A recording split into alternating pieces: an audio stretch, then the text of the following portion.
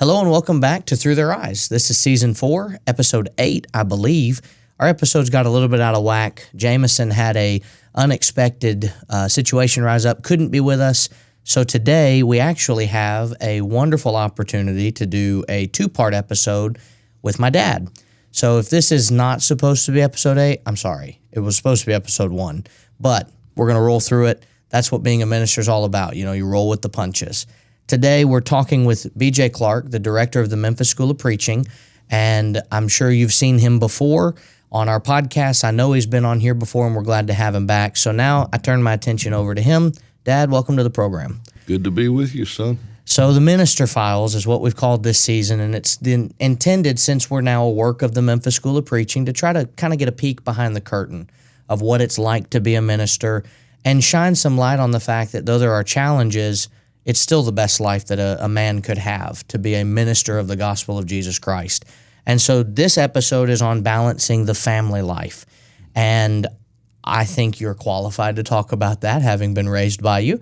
And so I'm excited to get into this because there is a balance that is required in being a preacher and also a family man. But at times, there's also the situation where certain jobs will call fathers away from home. I think about military men, police officers, doctors, lawyers. Long hours are worked, and preacher falls right into those categories.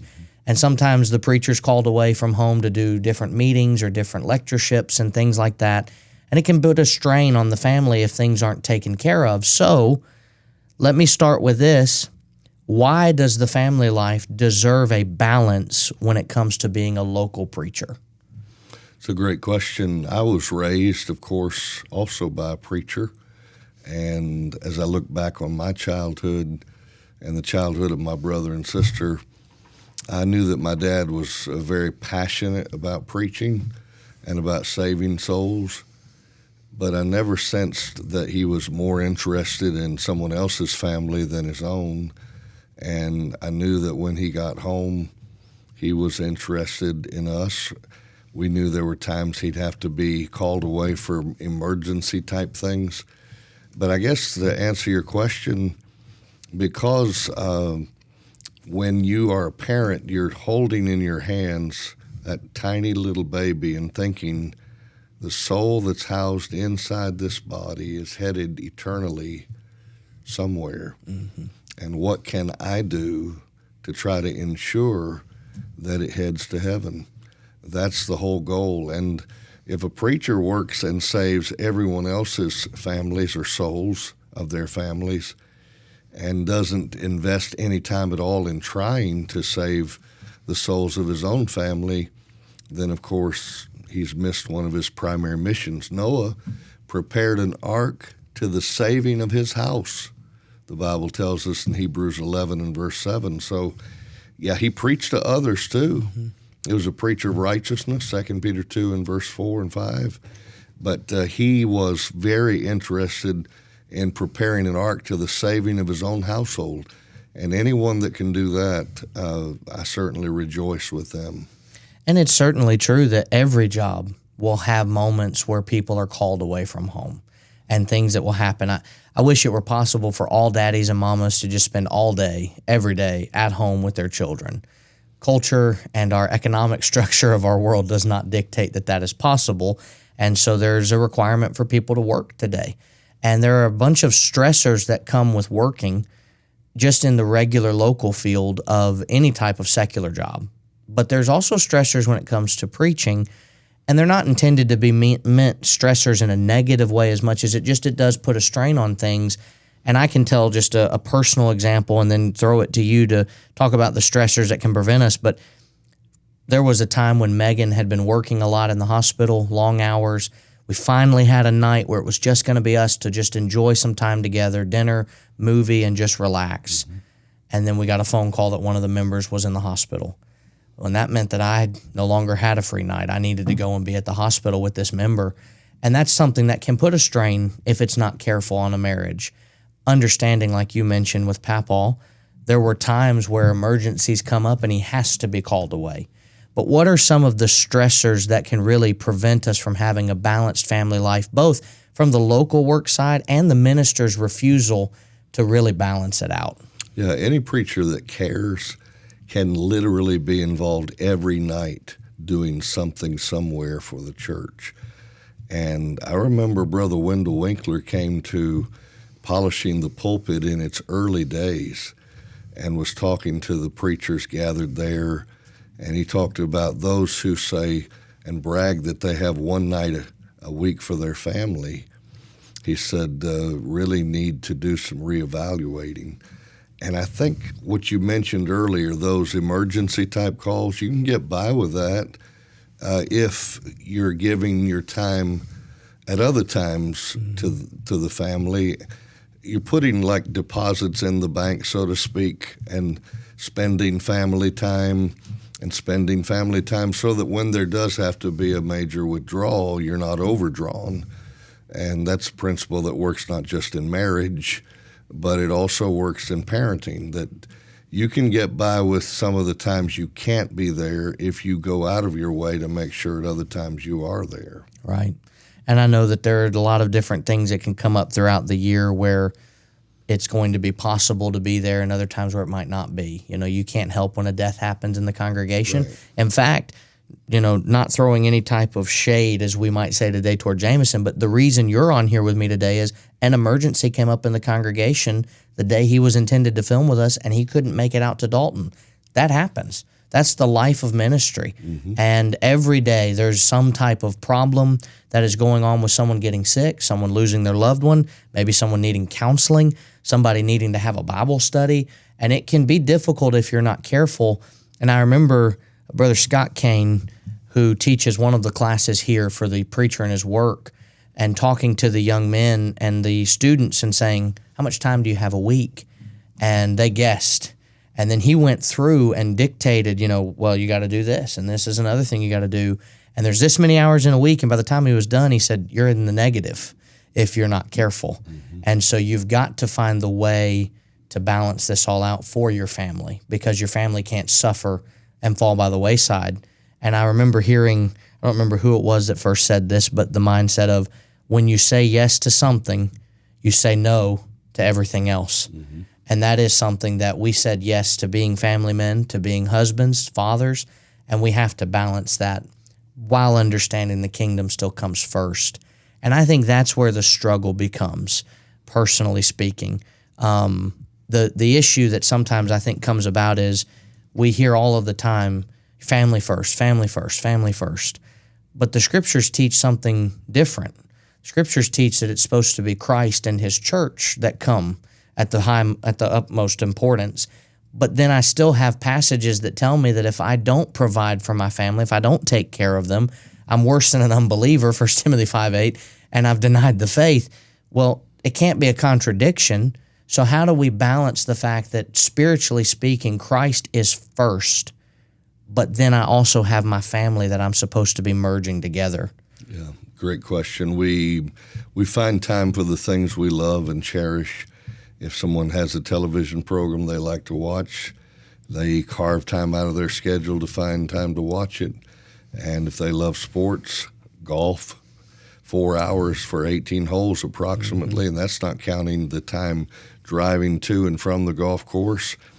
And so usually, you know, we can make time for the things that matter most to us. And if we find that our family's always coming up with the short end of the stick, as they say, then that's going to tell on us. And so we've got to, if we're traveling a lot over a span of time, when we come back home, we have an understanding with the elders and the leadership that, look, I'm doing my job and going beyond and above and beyond to do it, but also need time with my family, and I'm going to try to make up for times that I can't be with them, so that that time does not just get away. Because once you get older and the children are grown, you can't get it back. You don't get to rewind the clock and try again. That's just not the way life works. Right.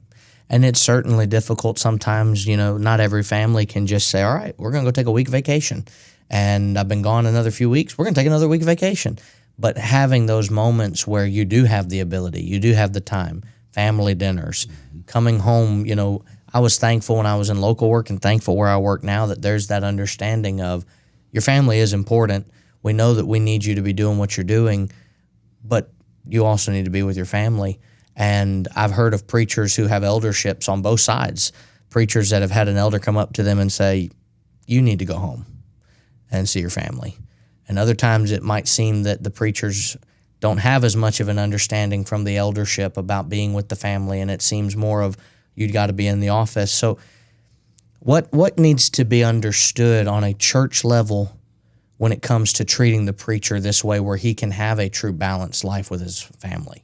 Right. I guess the members need to recognize, the leadership as well, that just as they need time with their families, the preacher needs time with his as well. There's, of course, the old joke about the preacher's kids and how rotten they are, and we preachers have kind of retorted with a joke of our own, saying, yeah, it's because they had to grow up playing with the members' children, and we don't really mean that. Right. But people want to criticize sometimes the preacher and the children and the way they turn out, and then upon further review, it's like, well, wait a minute. We were constantly tugging at him, demanding his time, and his children were left out in the cold in some cases. Not every place is like that, thankfully, and we've been blessed to have understanding elderships when we were in local work, and so that's a very big part of it, though, is because Deuteronomy 6 cannot be done if you're not together. There's an implied togetherness. It talks about the things that are in your heart, you teach them diligently to your children. Then it says, in the morning when you get up, when you're walking by the way, when you go to bed at night, all of those imply a sense of togetherness that is very vital and very important. And even if you're on the road traveling, you can, through modern technology especially, find time to work some of that in through FaceTime, Bible time, or whatever technological means you have available. You can still interact with the family in a teaching sort of way. And I think the devil loves the imbalance in the church that is often seen with this regard, because if the minister has any problems at home because the balance is not there, that can put a strain on him. And it could even, in some cases, I would venture to say there have probably been at least a few preachers that have quit preaching because of the strain put on their family and put on them. And the devil has to be excited about that because now there's one less soldier up in the pulpit every Sunday and Wednesday and out in the community trying to teach against what he's so wanting to promote. And so I think the struggle is certainly found in making sure that the kingdom is coming first in our lives as husbands and fathers, but then showing how that looks to our children and to our spouses, that we're going to love Jesus together. It's not me doing this versus you, but that's where it boils down to what Jesus talks about, in Matthew. I didn't come to bring peace, but a sword. I'm setting family members against family members, and husbands against spouse, husbands against wives, and spouses against spouse, and family against family, and all friends against friends, even to the point where if it does get to a point where it's Jesus or my family, Jesus does have to be the selection I make. But while they're young and being trained, if they grow up and see a father and a mother that love Christ, serve, love the church, it at least can be said that the parents did their part. And I think that's a lot about Proverbs chapter 4, where when we lead them in the right path of wisdom and give them everything they need to know, there can't be anything held to the charge of a parent at that point if we've done our job. Yeah.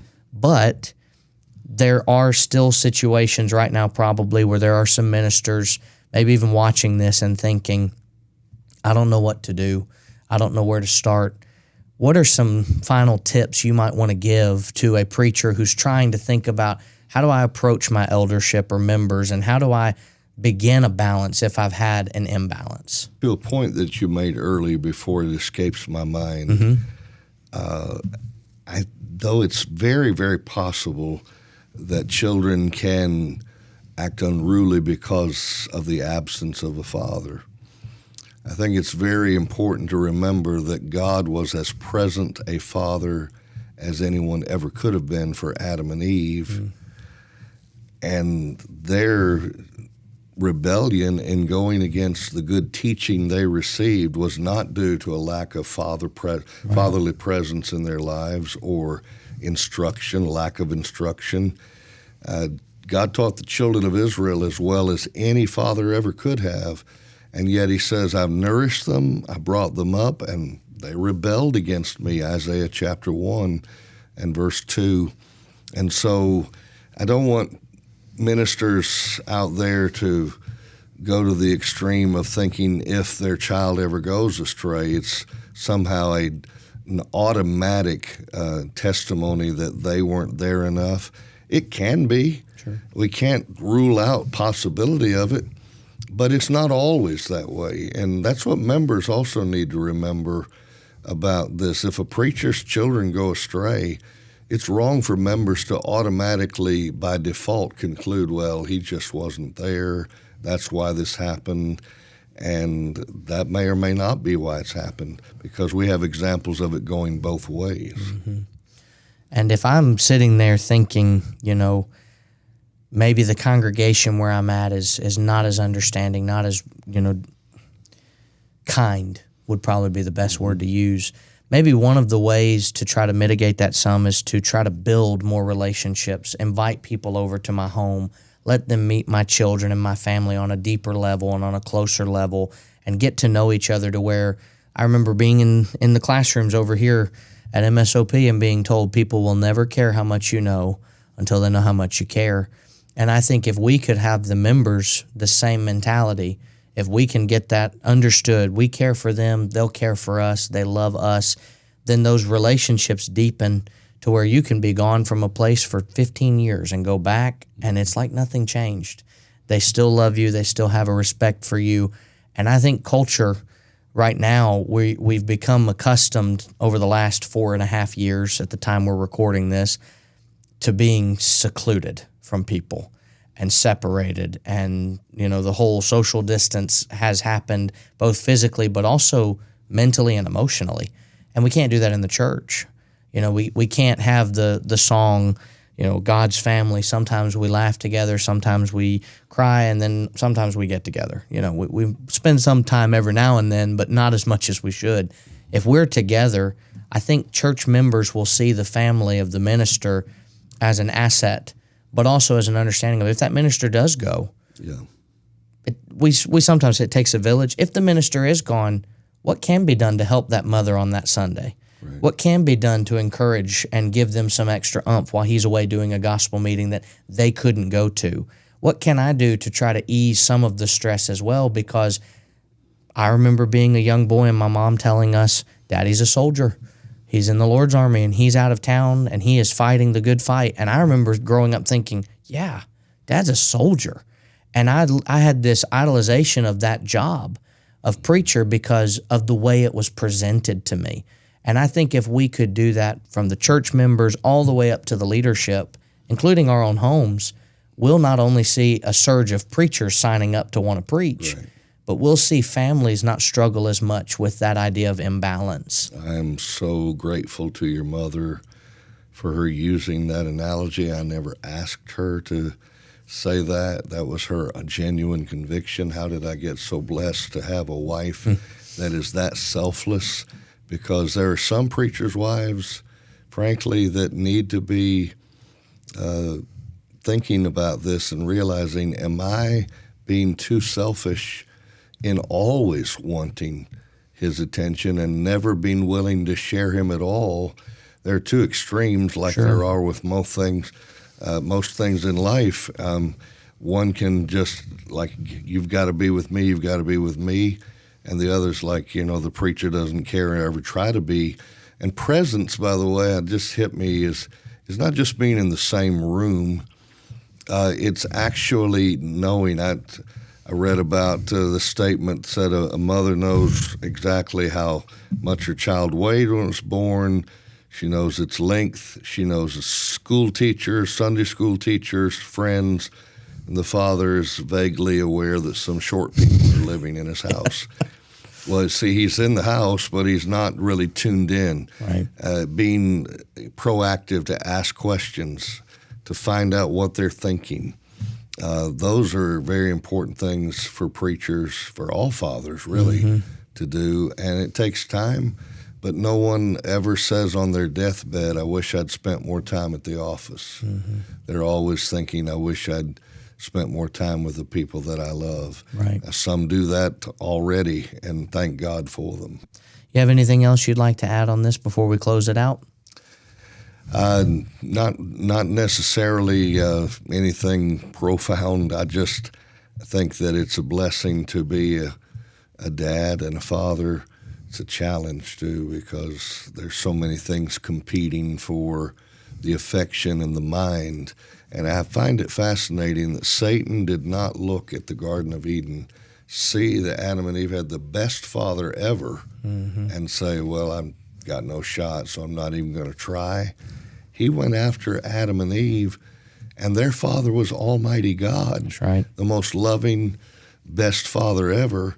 So if Satan is going to go after the children, the offspring of Almighty God, we're naive if we think he's not going to try to come after our children as well. So we do need to, by our example and by our words, teach our children very much. And then it's their responsibility, Proverbs 4, to take fast hold of that instruction and never let it go. That's right.